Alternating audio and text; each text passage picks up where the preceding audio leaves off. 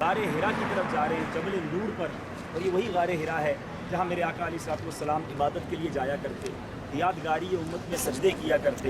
یہی وہ غار ہرا ہے جہاں الحمدللہ پہلی وحی نازل ہوئی۔ جبل نور کے ہم کونے پر آ گئے ہیں اور یہاں الحمدللہ سیڑھیاں بنی ہوئی ہیں، اور اب قافلہ انشاءاللہ اوپر کی طرف روانہ ہوگا۔ آپ دیکھیے کہ پیچھے ہمارے وہ شہر ہے کہ جس میں ہمارے آقا صلی اللہ تعالیٰ علیہ وسلم کی ولادت ہوئی۔ مکہ معظمہ اپنی روشنیاں بکھیر رہا ہے، اپنے جلوے لٹا رہا ہے۔ دل کی کیفیت بدلی ہوئی ہے، اور اس کی بڑی وجہ یہ ہے کہ عین اس جگہ موجود ہیں جہاں میرے آقا مدینے والے مصطفیٰ صلی اللہ تعالیٰ علیہ وسلم کے مبارک قدم لگے۔ ہم چند گھنٹوں کے لیے آئے ہیں، میرے آقا کئی دن یہاں پر رہتے ہیں۔ یہ غار ہرا وہی ہے جہاں سب سے پہلی وحی نازل ہوئی۔ قرآن پاک کے نزول کی ابتدا اس طرح جبریل امین کے ذریعے اس غار میں ہوئی۔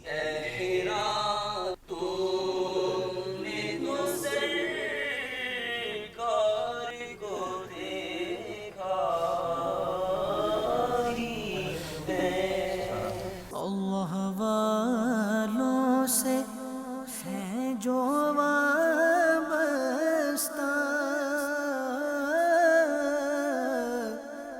ہے مقامات مقدسہ۔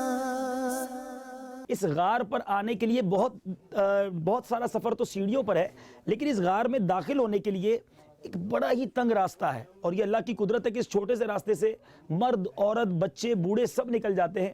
آئیے اس راستے کے منظر بھی آپ کو دکھاتے ہیں۔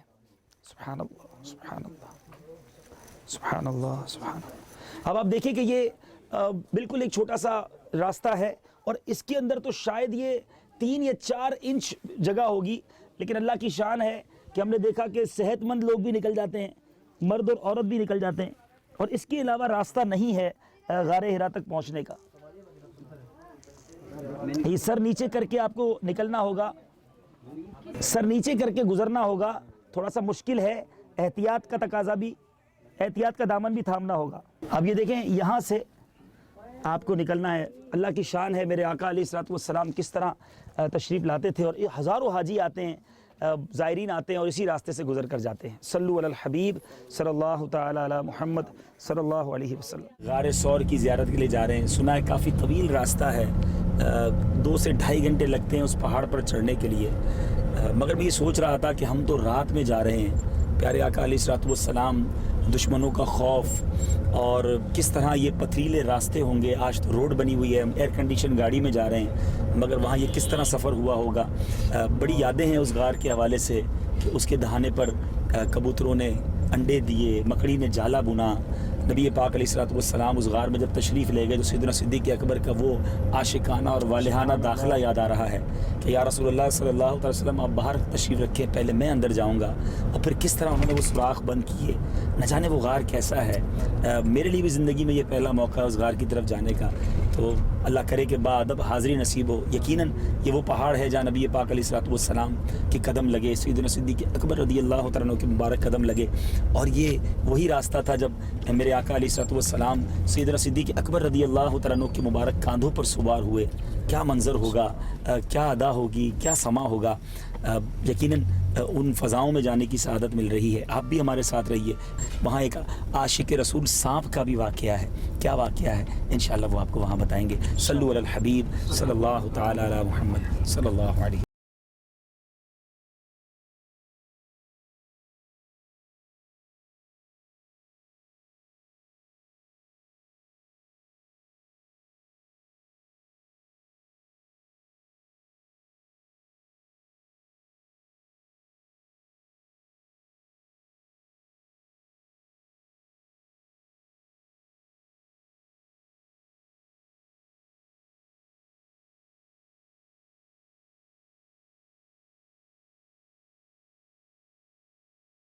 یہ وہی پہاڑ ہے جہاں ہمارے آقا علیہ السلام اوپر تشریف لے گئے۔ سیدنا صدیق اکبر رضی اللہ تعالیٰ عنہ بھی ساتھ تھے۔ ہجرت کی رات تھی، آج بھی ایک رات ہے، اور ہم اس رات کو اس پہاڑ پر چڑھنے کی کوشش کریں گے۔ ہمارے ساتھ مدنی منع بھی ہیں، بزرگ اسلامی بھائی بھی ہیں، نوجوان اسلامی بھائی بھی ہیں۔ اللہ تعالیٰ ہمارے سفر کو آسانی سے پورا فرمائے۔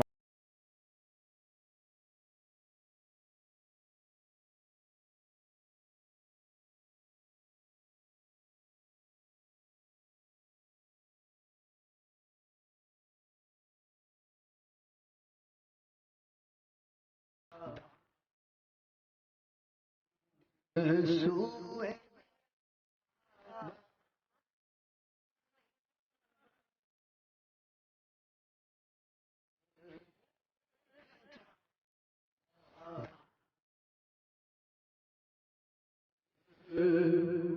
और मोहतरम इस्लामी भाइयों, हम तकरीबन 1:15 बजे हमने सफ़र शुरू किया है। अब 2:05 हुए हैं, यानी गोया हमें 50 मिनट हो चुके हैं। और बताया जाता है कि ये एक आधा सफ़र जब होता है तो एक पड़ाव आता है। यहाँ यूँ समझ लें छपड़ा वगैरह भी लगा हुआ है और हम यहाँ तक पहुँचे हैं। कदम कदम पर ये एहसास बढ़ता जा रहा है कि अभी तो स्टेप्स बने हुए हैं, सीढ़ियाँ बनी हुई हैं, पत्थर लगाए हुए हैं कि चढ़ने वाले उससे चढ़ सकें। रास्ता भी मुतय्यन है कि कैसे जाना है। वो कैसा सफ़र होगा जब ना ये पत्थर थे, ना ये सीढ़ियाँ थी, और एक खौफ भी था दुश्मन के पीछे आने का, और ये सफ़र किया गया। और उस वक्त ये मुतय्यन भी नहीं था कि ऊपर किस तरफ रास्ता होगा गार का। यकीनन नबी पाक अलैहिस्सलाम साथ थे, वो तो सब जानते हैं। लेकिन जैसे जैसे हमारा सांस फूल रहा है, हम थक रहे हैं, साथ साथ वो कहते हैं ना कि जज्बात भी बढ़ते जा रहे हैं कि मेरे आका अलैहिस्सलाम भी तो यहाँ आए। सिद्दीक़ अकबर रज़ी अल्लाह तआला अन्हु उनके साथ थे, और सिद्दीक़ अकबर रज़ी अल्लाह तआला अन्हु की किस्मत पर कुर्बान कि मेरे आका अलैहिस्सलाम उनके मुबारक शानों पर तशरीफ़ फरमा हुए। आइए यहाँ भी अपने अज़म का इज़हार करते हैं। हमारा मदनी मकसद क्या है? मुझे अपनी और सारी दुनिया के लोगों की इस्लाह की कोशिश करनी है इंशाअल्लाह। गीबत के खिलाफ जंग जारी रहेगी, ना गीबत करेंगे ना गीबत सुनेंगे इंशाअल्लाह। कुफ्र मदीना लगा रहेगा इंशाअल्लाह। सर पे अमामा लगा रहेगा इंशाअल्लाह। शैतान के खिलाफ जंग जारी रहेगी, और इंशाअल्लाह अल्लाह के करम से जीत भी हमारी रहेगी इंशाअल्लाह। सल्लु अलल हबीब सल्लल्लाहु तआला अला मुहम्मद सल्लल्लाहु अलैहि वसल्लम। प्यारे इस्लामी भाइयों, ये यहाँ से हम जो आधे पड़ाव पर हैं, अब मंजर देख सकते हैं कि माशाल्लाह मक्का पाक की पुरकैफ फ़ज़ाओं का मंजर नज़र आ रहा है। प्यारी प्यारी रोशनियाँ नज़र आ रही हैं। इस ऊंचाई पर हम लोग मौजूद हैं। जहाज़ के ऊपर जाकर कुछ इस तरह के मंजर नज़र आते हैं, लेकिन अभी हमने और ऊंचाई पर जाना है और वहाँ जाकर भी आपको ऊपर के मनाज़िर दिखाएंगे। सल्लु अलल हबीब सल्लल्लाहु तआला अलैहि वसल्लम।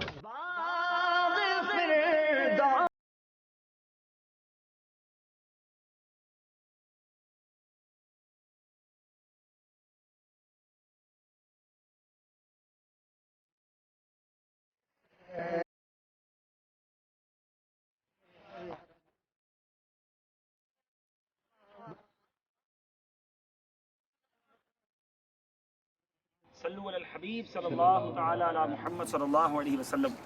प्यारे और मोहतरम इस्लामी भाइयों और मदनी चैनल के नाज़रीन, सफ़र जारी है।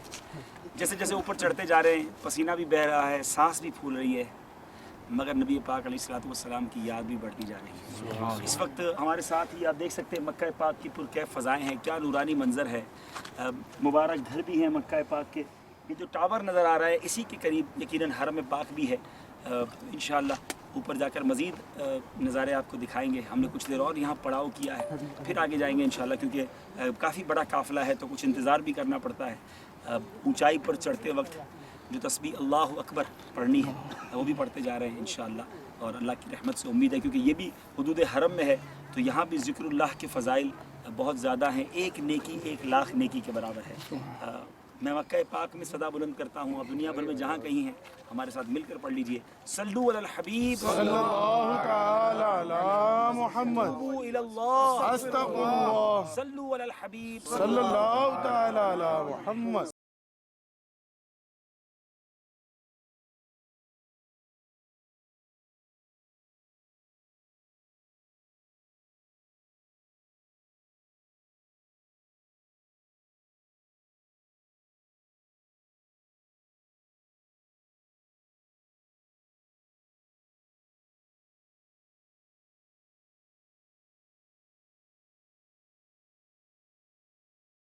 चैनल के नाजरीन, रात के इस वक्त 3:30 बज रहे हैं।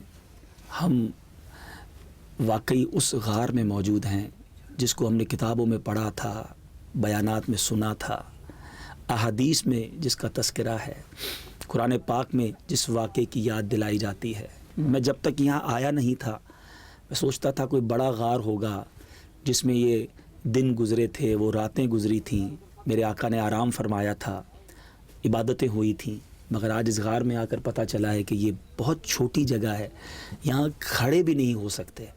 نوافل بھی ہم نے بیٹھ کے ادا کیے ہیں. یقیناً مطلب میں یہ بیان نہیں کر سکتا کہ اس وقت دل کی کیفیت کیا ہے کہ اپنا گندا وجود لے کر عین اس جگہ آ گئے ہیں کہ جہاں یہیں کہیں میرے آقا علیہ الصلوۃ والسلام تشریف فرما ہوئے ہوں گے, یہیں کہیں صدیق اکبر رضی اللہ تعالیٰ عنہ تشریف فرما ہوئے ہوں گے, ان کے قدم لگے ہوں گے. ان دیواروں پر نبی پاک علیہ الصلوۃ والسلام کے جسم اطہر مس کیا ہوگا. اپنے گناہ یاد آ رہے ہیں, اپنی خطائیں یاد آ رہی ہیں, اور یہ مبارک جگہ ہم کیسے آ گئے. بس ایک نیت لے کر یہ جسارت کی ہے کہ ان مقامات پر ہم آ جائیں گے, اپنے ایمان کا اس جگہ کو گواہ کر لیں گے, اور یہاں آنے کی برکت سے شاید ہماری مغفرت ہو جائے گی.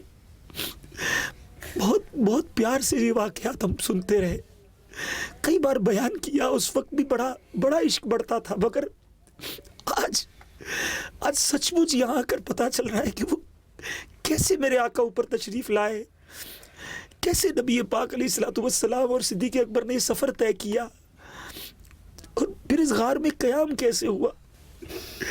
اس وقت دل میں دو کیفیات, دو جنگ چل رہی ہے. ایک صدا یہ آ رہی ہے کہ تو کیسے آ گیا یہاں پر, تیری جرت کیسے ہوئی اس مقام پر, اپنا یہ گندا وجود لے کر کیسے آیا. دوسری یہ صدا آتی ہے کہ یہاں آ کر مانگو گے تو مل جائے گا, ان فضاؤں میں آئیں گے تو بخشے جائیں گے, آقا کا صدقہ مل جائے گا. اگر یہ جسارت ہے تو رب معاف فرمائے. اللہ جانتا ہے نیت کیا ہے, تمنا کیا ہے. جلوائے یار ادھر بھی کوئی تیرا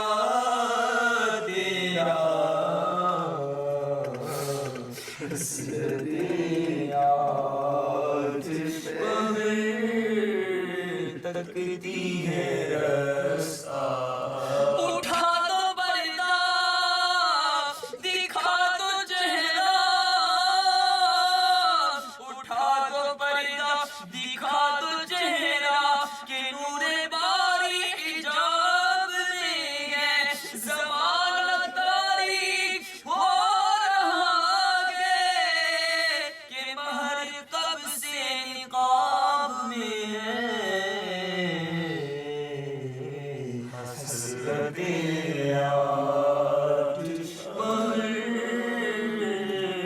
تکتی ہے رستہ تیرا,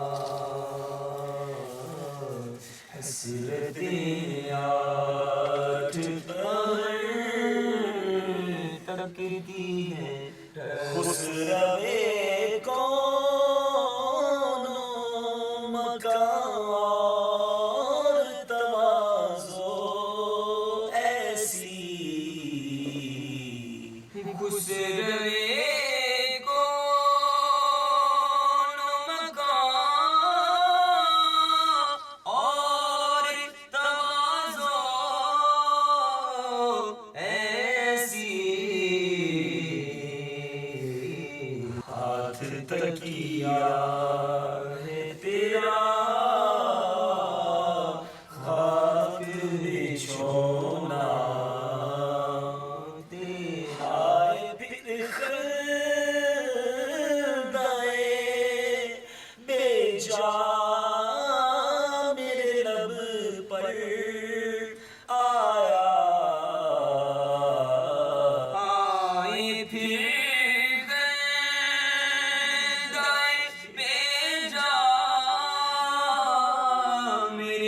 لب پر آیا,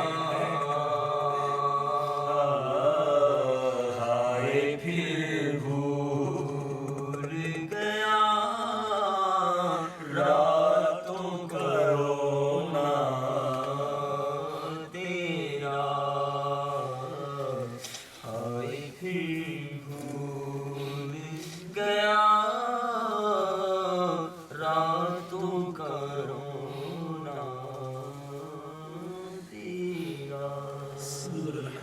صلی اللہ تعالی علی محمد صلی اللہ علیہ وسلم۔ میرے پیارے اور محترم اسلامی بھائیوں، مدنی چینل کے ناظرین، جب ستم بڑھنے لگا، تکالیف بڑھنے لگیں، مسلمانوں کا جینا مشکل ہونے لگا اور مدینہ منورہ میں اسلام پہنچ چکا تھا، مسلمانوں کو ایک پناہ گاہ نظر آنے لگی، میرے آقا علیہ الصلوۃ والسلام نے صحابہ کرام کو عام اجازت دی کہ وہ مکہ پاک سے ہجرت کر کے مدینہ منورہ چلے جائیں۔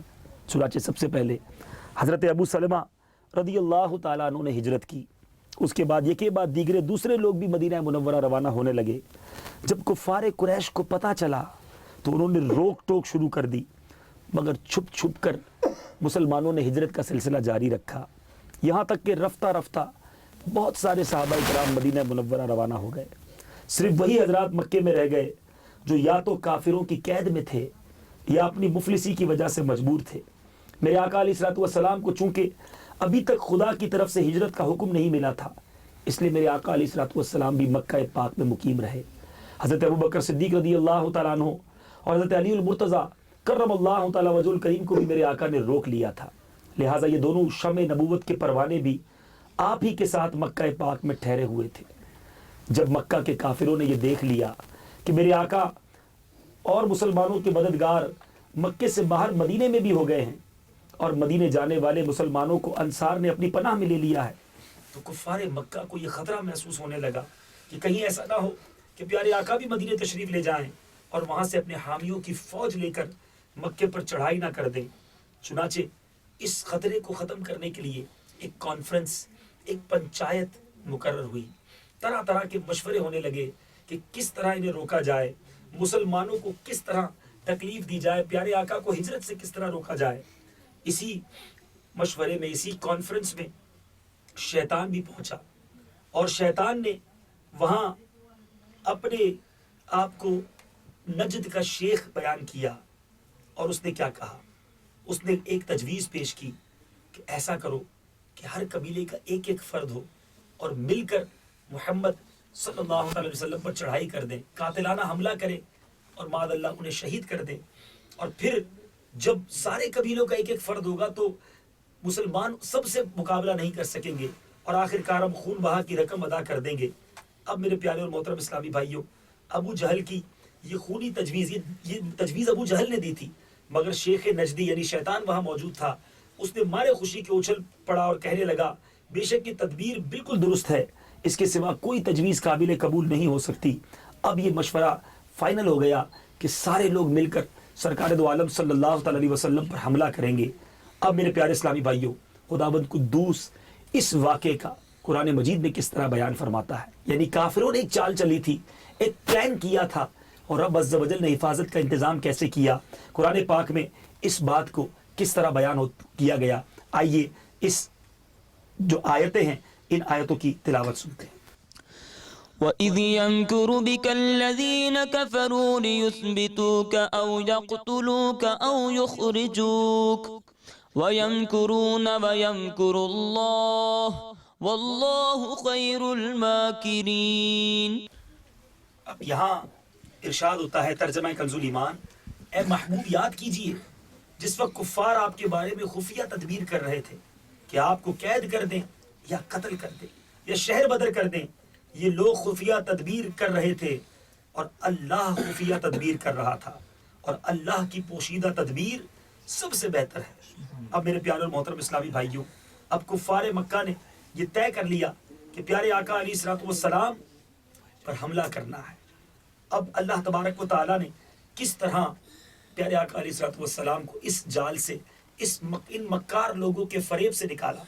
کفار مکہ نے اپنے پروگرام کے مطابق کاشانہ نبوت یعنی میرے آقا کے گھر کا محاصرہ کر لیا، انتظار کرنے لگے کہ میرے آقا آرام کریں تو قاتلانہ حملہ کر دیا جائے۔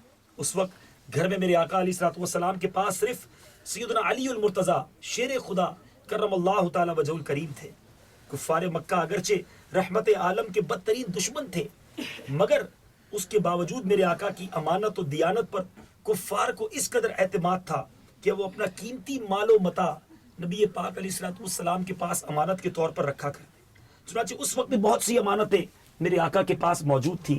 میرے آقا نے حضرت علی سے فرمایا تم میری سبز رنگ کی چادر اوڑھ کر میرے بستر پر سو رہو اور میرے چلے جانے کے بعد تم قریش کی تمام امانتیں ان کے مالکوں کو سونپ کر مدینے آ جانا۔ یہ بڑا ہی خوفناک اور بڑا ہی سخت خطرے کا موقع تھا، بڑا امتحان تھا کہ قاتلانہ حملہ ہونے والا ہے، کفار مکہ نے گھر گھیرا ہوا ہے اور اس بستر پر سلایا جا رہا ہے۔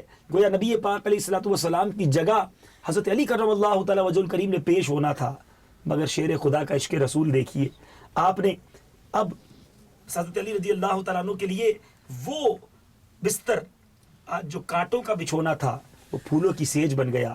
آپ بستر پر صبح تک آرام فرما رہے، میٹھی نیند سوتے رہے اور اپنے اس کارنامے پر حضرت علی ساری زندگی فخر کرتے رہے اور یہ اشعار فرمایا کرتے، میں نے اپنی جان کو خطرے میں ڈال کر اس ذات گرامی کی حفاظت کی جو زمین پر چلنے والوں اور خانہ کعبہ اور حتیم کا طواف کرنے والوں میں سب سے بہتر اور بلند مرتبہ ہیں۔ اب میرے پیارے اور محترم اسلامی بھائیوں، ہوا کیا؟ میرے آقا علیہ الصلوۃ والسلام اس گھر سے نکلے کیسے باہر؟ نبی پاک علیہ الصلوۃ والسلام نے بستر نبوت پر جان ولایت کو سلا کر ایک مٹھی خاک ہاتھ میں لی، سورہ یاسین کی ابتدائی آیتوں کی تلاوت فرماتے ہوئے میرے آقا باہر تشریف لے آئے۔ محاصرہ ہے مگر ان سب کے سامنے میرے آقا تشریف لائے اور کافروں کے سروں پر خاک ڈالتے ہوئے میرے آقا مجمع سے صاف نکل گئے، نہ کسی کو نظر آئے نہ کسی کو خبر ہوئی، میرے آقا کسی کو نظر نہ آئے۔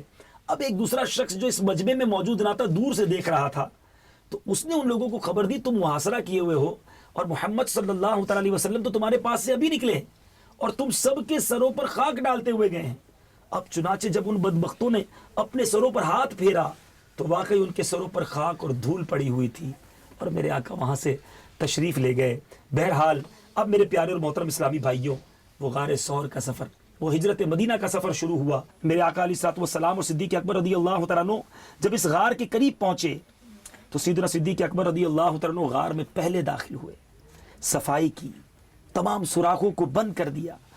آخری 2 سوراخ بند کرنے کے لیے کوئی چیز نہ ملی تو آپ نے اپنے پاؤں مبارک سے ان دونوں سوراخوں کو بند کر دیا۔ پھر رسول کریم رؤوف الرحیم صلی اللہ علیہ وسلم سے تشریف آوری کی درخواست کی۔ میرے آقا علیہ الصلوۃ والسلام اندر تشریف لے گئے، اپنے وفادار یار غار اور یار مزار سیدنا صدیق اکبر رضی اللہ عنہ کے زانوں پر سر انور رکھ کر محو استراحت ہو گئے، یعنی میرے آقا آرام فرمانے لگے۔ اس غار میں ایک سانپ بھی تھا، اس نے پاؤں میں ڈس لیا، مگر قربان جائیے اس پیکر عشق و محبت کے درد کی شدت و تکلیف کے باوجود محض اس خیال سے کہ مصطفیٰ جان رحمت صلی اللہ تعالیٰ علیہ وسلم کے آرام و راحت میں خلل واقع نہ ہو، بدستور ساکن و صامت یعنی بے حرکت و خاموش رہے، مگر شدت تکلیف کی وجہ سے غیر اختیاری طور پر چشمان مبارک سے آنسو بہہ نکلے۔ جب اشک عشق کے چند قطرے محبوب کریم صلی اللہ تعالیٰ علیہ وسلم کے وجہ کریم یعنی چہرہ انور پر نچھاور ہوئے تو میرے آقا علیہ الصلوۃ والسلام ہم بے کسوں کے غم گسار صلی اللہ تعالیٰ علیہ وسلم بیدار ہو گئے۔ استفسار فرمایا، اے ابو بکر کیوں روتے ہو؟ حضرت سیدنا صدیق اکبر نے سانپ کے ڈسنے کا واقعہ عرض کیا۔ آپ صلی اللہ تعالیٰ علیہ وسلم نے ڈسے ہوئے حصے پر اپنا لعاب دہن یعنی تھوک لگایا تو فوراً آرام مل گیا۔ اے میرے پیارے اسلامی بھائیوں، جب میرے آقا علیہ الصلوۃ والسلام صدیق اکبر رضی اللہ تعالیٰ عنہ کے ہمراہ اس غار ثور میں تشریف لائے تو کفار ناہنجار تقریباً غار کے قریب پہنچ چکے تھے۔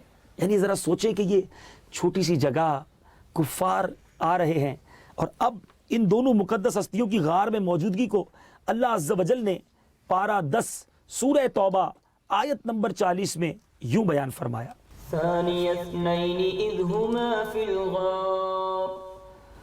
ترجمہ کنز ایمان، صرف 2 جان سے جب وہ دونوں غار میں تھے۔ پھر یہ ذہن بن رہا ہے کہ جس غار کا تذکرہ قرآن میں ہے ہم وہاں موجود ہیں، اسی واقعی کا تذکرہ میرے رب نے اپنے کلام میں فرمایا۔ اللہ عز و جل نے ان دونوں مقدس ہستیوں کی حفاظت کے ظاہری اسباب بھی پیدا فرما دیے، اور اس طرح کہ جو ہی رسالت مآب صلی اللہ تعالیٰ علیہ وسلم حضرت سیدنا صدیق اکبر رضی اللہ تعالیٰ عنہ کی ہمراہی میں غار ثور میں داخل ہوئے تو خدائی پہرا لگا دیا گیا۔ غار کے منہ پر مکڑی نے جالا تن دیا اور کنارے پر کبوتری نے انڈے دے دیے۔ یہ سب کچھ کفار مکہ کو غار کی تلاشی سے باز رکھنے کے لیے کیا گیا، ان دو کبوتروں کو رب عز و جل نے ایسی بہترین جزا دی کہ آج تک حرم مکہ میں جتنے کبوتر ہیں وہ انہی دو کی اولاد میں ہیں. جیسے انہوں نے اللہ عز و جل کے حکم سے نبی رحمت صلی اللہ علیہ وسلم کی حفاظت کی تھی، ویسے ہی رب عز و جل نے حرم میں ان کے شکار پر پابندی عائد فرما دی. فانوس بن کے جس کی حفاظت ہوا کرے، فانوس بن کے جس کی حفاظت ہوا کرے، وہ شمع کیا بجھے جسے روشن خدا کرے. جب کفار قریش نے وہاں کبوتروں کا گھونسلہ اور اس میں انڈے دیکھے تو کہنے لگے اگر اس غار میں کوئی انسان موجود ہوتا نہ مکڑی جالا تنتی نہ کبوتری انڈے دیتی. کفار کی آہٹ پا کر عاشق اکبر سیدنا صدیق اکبر رضی اللہ تعالیٰ عنہ کچھ گھبرا گئے اور عرض کی یا رسول اللہ صلی اللہ تعالی وسلم اب دشمن ہمارے اس قدر قریب آ گئے ہیں کہ اگر وہ اپنے قدموں پر نظر ڈالیں گے تو ہمیں دیکھ لیں گے. میں نے جب پہلے بھی یہ بات پڑھی تھی تو سمجھ نہیں آیا تھا کہ اپنے قدموں کو دیکھیں گے تو ہمیں دیکھ لیں گے. بڑا سا غار ہوتا تو نہ نظر آتا، لیکن واقعی یہ تو اتنا چھوٹا سا غار ہے کہ اگر کوئی اندر بیٹھا ہے اور اس کے کنارے پر آ کر کوئی اپنے پیر دیکھے تو محسوس ہو جائے گا کہ کوئی اندر موجود ہے. حضور اکرم صلی اللہ تعالی علیہ وسلم نے فرمایا، قرآن پاک میں اس کا تذکرہ ہے، لا تحزن ان اللہ معنا. ترجمہ کنز ایمان، غم نہ کھا بے شک اللہ ہمارے ساتھ ہے. اعلیٰ حضرت امام احمد رضا خان مکہ مدینے کے سلطان سرور ذیشان صلی اللہ تعالی علیہ وسلم کے اس معجزہ عالی شان اور خواری دشمنان کو بیان کرتے ہوئے فرماتے ہیں، جان ہے جان کیا نظر آئے کیوں عدو گرد غار پھرتے ہیں. جان ہے جان کیا نظر آئے کیوں عدو گرد غار پھرتے ہیں، کیوں عدو گرد غار پھرتے ہیں. جب نبی پاک علیہ السلام نے یہ تسلی دے دی تو صدیق اکبر رضی اللہ تعالیٰ عنہ پر سکینہ اتر پڑا. وہ بالکل ہی مطمئن اور بے خوف ہو گئے اور چوتھے دن یکم ربیع النور بروز دوشنبہ یعنی پیر شریف میرے آقا علیہ السلام غار سے باہر تشریف لائے اور مدینہ منورہ روانہ ہو گئے. یعنی 4 دن نبی پاک نے اس غار میں قیام کیا. آئے در روح کی ہر تہ میں سمجھ تجھ کو، آئے در روح کی ہر تہ میں سمجھ تجھ کو، اے غار تو نے تو سرکار کو دیکھا ہوگا. ہم نے اپنے آقا کو نہیں دیکھا مگر ان پتھروں نے دیواروں نے ہمارے آقا کا دیدار کیا. چوما ہوگا میرے آقا کے قدموں کو. اپنی قسمت پر رشک آ رہا ہے. میٹھے میٹھے اسلامی بھائیوں، الحمدللہ محبوب رب اکبر صلی اللہ تعالی علیہ وسلم اور صدیق اکبر رضی اللہ تعالیٰ عنہ کامیاب اور بامراد اور تلاش کرنے والے کفار بدتوار ناکام و نامراد ہوئے. تم ہو حفیظ و مغیث، کیا ہے وہ دشمن خبیث. تم ہو حفیظ و مغیث، کیا ہے وہ دشمن خبیث. تم ہو حفیظ و مغیث، کیا ہے وہ دشمن خبیث. کیا ہے وہ دشمن خبیث تم ہو تو پھر خوف کیا تم پہ کروڑوں، تم ہو تو پھر خوف کیا تم پہ کروڑوں درود. بس یہی تمنا ہے کہ اللہ تعالیٰ اس غار میں اس مبارک فضاؤں کے صدقے ہمیں بھی سچا عشق رسول عطا فرمائے. ہمیں بھی اپنا سب کچھ اپنے آپ آقا پر قربان کرنے کا حقیقی جذبہ عطا فرمائے. اپنے آقا پر اپنا سب کچھ قربان کرنے کی ہمیں سچی مدنی سوچ عطا فرمائے. صدیق اکبر نے تو جان دے ہی دی تھی نا اس غار میں. سانپ نے کاٹ ہی تو لیا تھا، میرے آقا نے واپس لوٹا دیا نا. میں نے کیا دیا، آپ نے کیا دیا. اب آقا کے غلام کہلانے والے نبی پاک علیہ السلام کی سنتوں پر کتنا عمل کرتے ہیں. واقعی سچا پیار ہے مجھے اور آپ کو. چند آنسو بہا لینا ہی پیار کی نشانی نہیں. ارے پریکٹیکل لائف میں ہمیں کب خیال آتا ہے کہ میرا یہ عمل کہیں میرے آقا کو ناراض نہ کر دے. ذرا پوچھیں اپنے آپ سے کہ کیا دنیا میں اس وقت آپ جہاں کہیں یہ سلسلہ دیکھ رہے ہیں, آپ سے اسلام کو کیا فائدہ ہو رہا ہے, آپ سے دین متین کی کیا خدمت ہو رہی ہے, کوئی نام بلند ہو رہا ہے, یا معاذ اللہ مسلمانوں کے کردار کی وجہ سے اسلام کا نام برباد ہو رہا ہے؟ ایسا نہ کرو, یہ زندگی اچھی نہیں. ارے بیکار ہے وہ دل جو یاد رسول میں نہیں تڑپتا, بیکار ہے وہ آنکھ جو نبی کی یاد میں نہیں بہتی. آئیے دعوت اسلامی کے ماحول میں آ جائیے. میں آپ کو غار ثور سے دعوت دے رہا ہوں, اس مبارک مقام سے دعوت دے رہا ہوں. آئیے اس مدنی ماحول سے وابستہ ہو جائے, گناہوں سے سچی توبہ کر لے. عشق رسول واقعی چاہتے ہیں نا. ہو سکتا ہے کچھ ناظرین سوچ رہے ہو یہ کیوں رو رہے ہیں, یہ کیوں اتنے ایموشنل ہو رہے ہیں, اتنے ان کے جذبات کیوں ہو رہے ہیں. ارے آؤ تو صحیح دعوت اسلامی کے ماحول میں, آقا کی یاد میں آنسو بہا کر تو دیکھو. نبی کے عشق میں دل تڑپتا ہے تو اس کی لطف کچھ اور ہوتا ہے. اور پریکٹیکلی طور پہ اگر واقعی عاشق رسول بننا چاہتے ہیں, دعوت اسلامی کا مدنی ماحول اپنائیے. نیت کیجئے آج کہ میرا چہرہ, میرا لباس, میرا اٹھنا بیٹھنا, میرا کردار, میرا کھانا کمانا, یہ سب انشاءاللہ آقا کی سنتوں کے مطابق ہوگا. دعا ہے رب کریم سے ہم گناہ گاروں کی یا حاضری قبول فرمائے.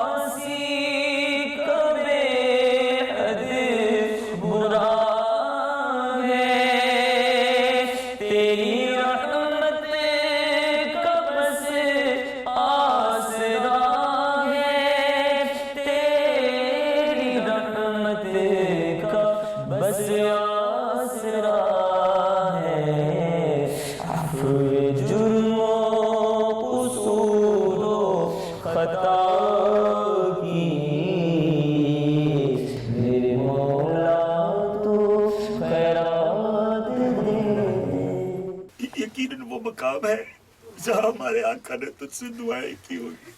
اے اللہ ہم گناہ گار بڑی امید لے کر یہاں آئے. اے اللہ سب کے ہاتھ اٹھے.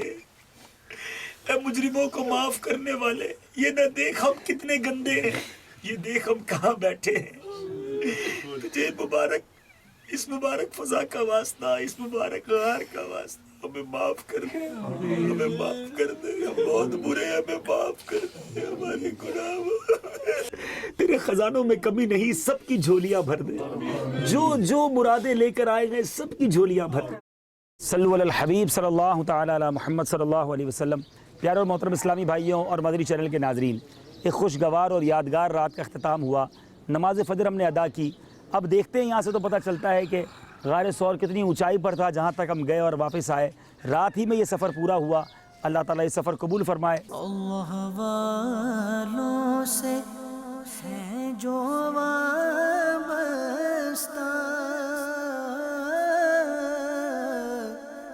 ہے مقام